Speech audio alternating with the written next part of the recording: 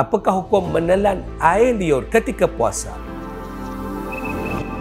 Menelan air liur itu termasuk dalam umumul balwa, perkara-perkara yang tidak dapat dielakkan.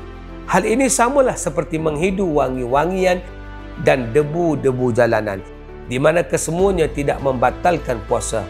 Oleh itu, menelan air liur secara umum tidaklah membatalkan puasa, manakala menghimpunkan air liur di dalam mulut kemudian ditelan air liur tersebut, maka sebahagian ulama menghukumkannya sebagai makruh.